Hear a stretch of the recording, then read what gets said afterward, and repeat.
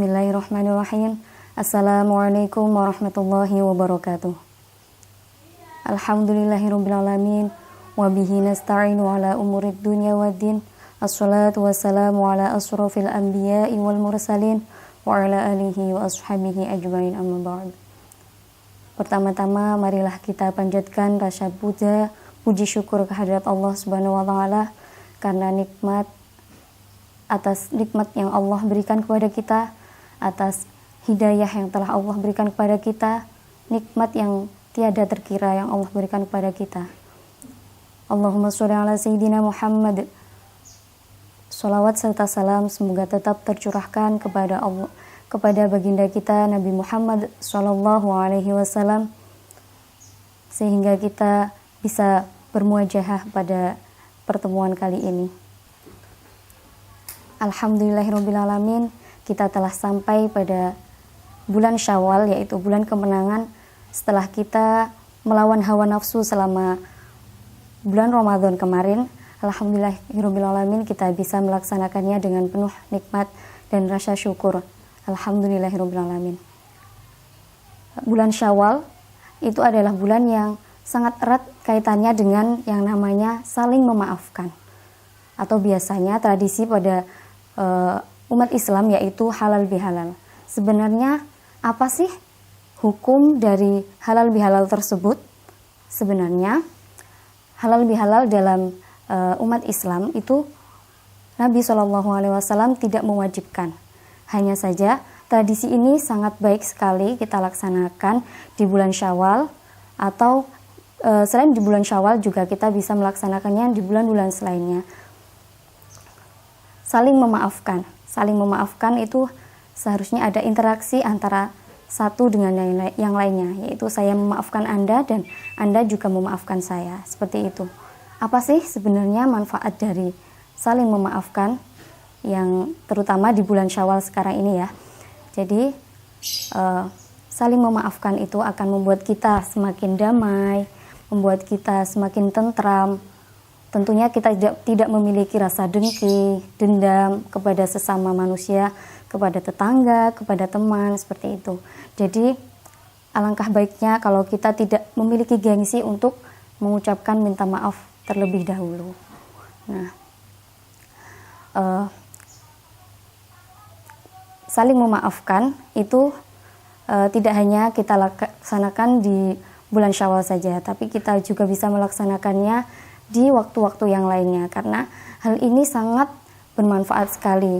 Bisa saja ibadah yang kita lakukan itu bisa pahala nilainya itu tidak sampai kepada Allah karena kita memiliki kedengkian terhadap sesama, kita pernah menyakiti sesama. Nah, hal ini bisa membuat kita amal ibadah kita itu bisa terputus di tengah jalan. Nah, jadi kita itu harus sama antara hablum minallah dan hablum minannas. Jadi kalau misalnya hablum minallah kita baik, ibadah kita baik, sholat kita baik, zikir kita baik, ngaji kita baik, puasa kita baik, itu juga harus dibarengi dengan yang namanya hablum minannas, yaitu keterkaitan antara sesama manusia itu dengan yang baik. Ada sebuah kisah sahabat Nabi. Beliau bercerita kepada Nabi, datang kepada Nabi. Wahai Rasul, saya memiliki tetangga. Dia itu sangat baik sekali ibadahnya. Saat malam dia qiyamul lail, dia selalu berzikir, dia selalu sholat malam, ibadahnya tidak pernah tertinggal. Pada saat siang dia juga tidak pernah lupa berpuasa. Nah, sangat baik sekali hablum minallahnya. Tetapi ada kekurangannya ya wahai Nabi. Apa itu sahabat? Beliau bertanya. Dia sangat tidak baik terhadap tetangga. Dia sering mengolok-olok, dia sering menyakiti hati tetangga. Nah, seperti itu orangnya dihukumi seperti apa wahai Nabi? Dan Nabi pun menjawab, la khairu fiha, tidak ada kebaikan di dalamnya. Orang seperti itu ahli nar. Orang seperti itu adalah ahli neraka. Kenapa? Karena dia tidak pernah mau membuat hati senang tetangganya. Dia hanya memikirkan bagaimana hablum minallah yang baik, tapi tidak pernah memikirkan bagaimana hablum minanas yang baik. Nah, dari cerita ini bisa kita ambil bahwa betapa pentingnya kita saling meminta maaf, betapa pentingnya kita saling berbaik sangka kepada tetangga, kepada teman, kepada keluarga, seperti itu. Ada sebuah cerita lagi, ada seseorang yang telah meninggal, dan dia karena dia orangnya itu ibadahnya baik, Allah masukkan ke dalam surga. Lalu tetangganya, sahabatnya itu datang kepadanya. Wahai Allah, apakah engkau akan memasukkan orang ini ke dalam surga? Iya, kenapa? Karena dia memang baik dalam beribadah kepada saya. Seperti itu Allah bertanya. Wahai Allah, tetapi dia sangat tidak baik terhadap kami. Dia sangat tidak baik terhadap kami, sering mengolok-olok kami. Apakah engkau akan memasukkan dia ke dalam surgamu ya Allah? Wow, kalau memang seperti itu, akan aku tahan dia di sini sampai engkau akan memaafkan dia. Nah, dari sini kita bisa ambil bahwa memang benar-benar saling memaafkan, saling berbaik sangka kepada tetangga, kepada orang lain itu sangat penting. Nah, pertanyaannya bagaimana kalau misalnya kita sulit memaafkan orang lain, atau misalnya orang lain sulit memaafkan kita. Nah, kalau memang kita itu memiliki rasa yang tulus untuk meminta maaf kepada orang lain, tentunya kita tidak hanya meminta maaf sekali saja.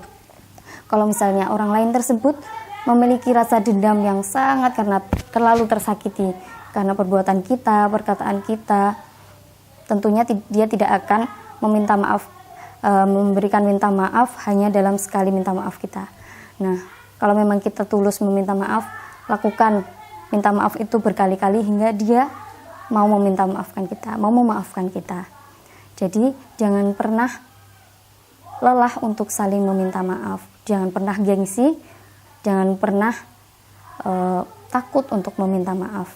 Karena itu juga manfaatnya baik sekali, karena pahala kita bisa sampai kepada Allah, kepada kita nanti, bisa menjadi syafaat kita di yaumul qiyamah nanti, sehingga kita tidak mendapatkan hambatan di tengah jalan nanti, karena misalnya hablum minallah kita bagus tapi ternyata hablum minanas kita yang tidak baik. Jangan sampai seperti itu.